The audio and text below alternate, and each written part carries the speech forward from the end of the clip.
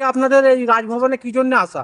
এই ভারতবর্ষের খোলা হাতে তারা বিক্রি করে দিচ্ছে, চাপা দিচ্ছে না রাজ্য থেকে তৃণমূল, দেশ থেকে বিজেপি দিবার চাপ। ওই রেল এই হাটে বেচে দেওয়া, এয়ার ইন্ডিয়া এই হাটে বেচে দেওয়া, কলিয়ারি এই হাটে বেচে দেওয়া, মানুষের মাথার ঘাম পায়ে ফেলা, তিল তিল করে সম্পত্তি করে রাখা রাষ্ট্রীয় ব্যাংক নবরত্ন সমস্ত এই দেশের 56 ইঞ্চির ছাতি এবং তাদের দোষর এই দেশের পৃথিবীর সরকার তৃণমূলের সরকার এই বাংলার এই ভারতবর্ষের খোলা হাতে তারা বিক্রি করে দিচ্ছে।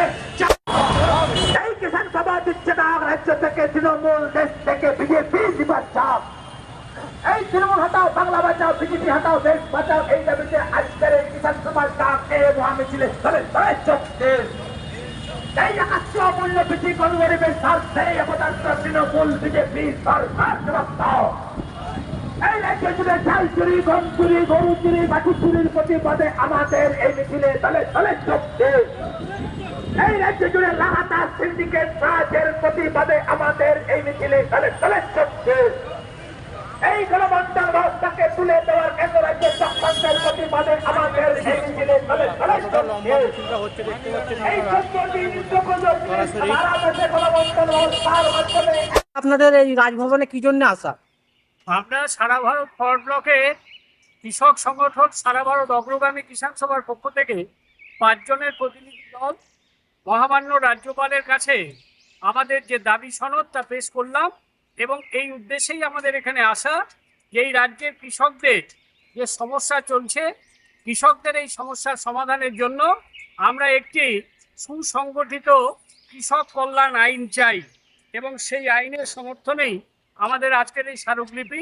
এর সঙ্গে ফসলের ন্যায্য দাম, সারের দাম কমানো, তার উপরে সাবসিডি দেওয়া এবং এই রাজ্যে যে ভয়ানক ঘটনা ঘটে গেছে আরজি করে মহিলা ডাক্তারের ধর্ষণ এবং খুনের ঘটনা, সবটাই আমরা আমাদের স্মারকলিপিতে মহামান্য রাজ্যপালের উদ্দেশ্যে রাখলাম এবং রাজ্যপাল যিনি আমাদের এই স্মারকলিপি গ্রহণ করলেন তার হয়ে তিনি আমাদের এই সমস্ত কথা শুনে রাজ্যপালের কাছে তার বিবরণ রাখবেন, আমাদের স্মারকলিপির বক্তব্যকে নিয়ে যথাযথ ব্যবস্থা গ্রহণের আশ্বাস দিয়েছে। স্যার, আমরা দেখছি তলব হচ্ছে, তল্লাশি হচ্ছে, অপরাধীদের শাস্তি হচ্ছে না, একাধিক দুর্নীতি সামনে আসছে, তলব হচ্ছে বা তল্লাশি হচ্ছে, তার সত্ত্বেও আসল তদন্ত এগোনো এক ধরনের কি সমঝোতা? এইটা তো আমরা দাবি করছি তদন্তকারী সংস্থা সিবিআই এবং তদন্তের যিনি পর্যবেক্ষণ করছেন ভারতের সুপ্রিম কোর্ট, এই দুইয়ের কাছেই আমাদের দাবি নাগরিকদের দাবিকে সম্মান দিয়ে যত দ্রুত সম্ভব অপরাধীদের শাস্তির ব্যবস্থা করতে হবে।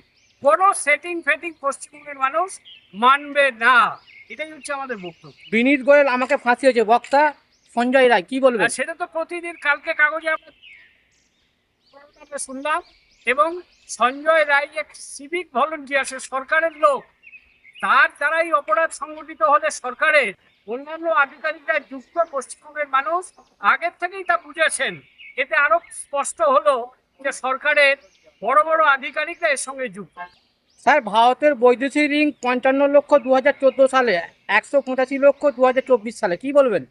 ভারতের ঋণ যেমন আছে, আমাদের রাজ্যের ঋণও প্রচণ্ডভাবে বেড়েছে, যেটা আমাদের রাজ্যে বামফ্রন্ট সরকার যাওয়ার সময় 1,92,000 কোটি, সেটা এখন বাড়িয়ে 6 লক্ষ কোটি টাকা পেরিয়েছে। রাজ্য এবং কেন্দ্র দুই সরকারই যেভাবে আমাদের দেউলিয়ায় পরিণত করতে যাচ্ছে তার বিরুদ্ধে আমাদের বক্তব্য। স্যার, আবাস যোজনার ঘর দেবে বলে লজে নিয়ে গিয়ে মহিলাকে ধর্ষণ, মহিলাটির মৃত্যু, কি বলবেন?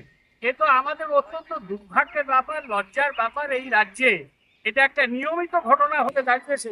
মাতৃজাতির উপরে এই আক্রমণ যখনই নেমে আসে পৃথিবীতে, তখনই দেখা যায় যে শাসক থাকে তাদের পতন অনিবার্য হয়ে ওঠে। আপনার নাম? আমি গোবিন্দ রায়, সারা ভারত অগ্রগামী কিষাণ সভার রাজ্য সম্পাদক। Thank you.